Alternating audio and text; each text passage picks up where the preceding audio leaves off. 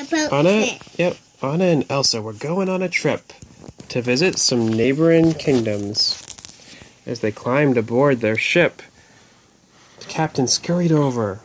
"Your Majesty," he said to Elsa, "I don't think that we'll make it our first stop on time.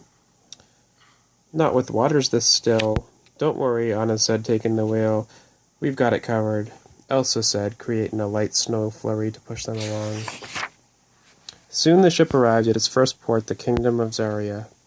"Welcome, Queen Elsa and Princess Anna," King Steber called in a booming voice. "We cannot wait to show you our kingdom," Queen Renalia added warmly.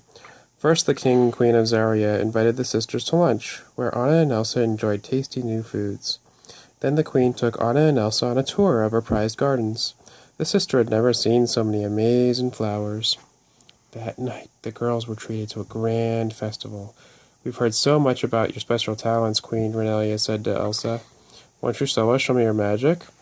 Suddenly, Elsa felt very shy. She nodded at the dance floor. "Would you like to join the dance in your majesties?" she asked, changing the subject. "That looks like fun." The next stop on Anna and Elsa's tour was a kingdom called Catho. The sisters met Catho's ruler, Queen Kalisa, in front of her impressive palace. "Thank you for having us, your majesty," Elsa said. "Of course," the queen responded. "I am very happy you are both here." Queen Kalisa first took the sisters on a walk through the kingdom's rainforest, where they saw many unique animals. Anna was particularly fond of some bashful furry creatures. "Why, hello there," she said, waving at the animals.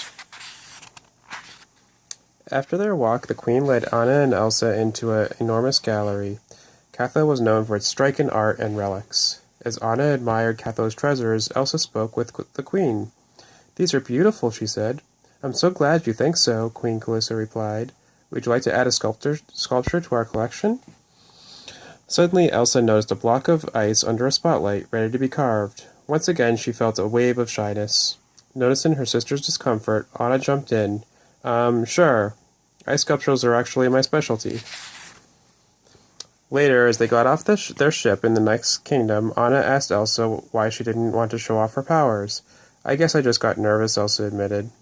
Anna was about to reply when she spotted someone surprising, the Duke of Weaseltown. "What are you doing here?" Anna asked. The sisters had purposely avoided Weaseltown on their tour. Their final stop was the kingdom of Vacreta, far from the Duke's home. The Duke smoothed his coat. "I am visiting my mother's cousin's wife's nephew, if you must know. Although I wish I weren't. If I were you, I would turn my ship around right now." The sisters looked at each other. The Duke sighed. "Vacreta is having the hottest summer in years. Of course, you wouldn't care about that." As the sisters followed the Duke into the village, they noticed Vacretan sprawled out, sweaty and tired.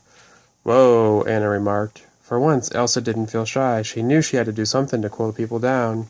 She quickly conjured some snow clouds, and much to the delight of the villagers. "It's working," the Duke cried in surprise. Elsa started making frosted mugs out of ice. "Why don't you get us some lemonade?" she asked. Soon Vacreta was a frozen wonderland. The citizens ice skated and built beautiful snow castles. "I suppose the thank you is in order," the Duke said begrudgingly. "I frankly don't know where to begin." "Well, you could grab a board," Elsa suggested, winking at Anna. The Duke turned red and started sputtering. The Duke would never. "It isn't." "It's okay. We'll show you how it's done," Anna called, as she and Elsa grabbed some planks and slid down a hill. A few hours later, it was time for Anna and Elsa to return to Arendelle. They waved to their new friends from the ship. "Did you have a good trip?" Anna asked her sister.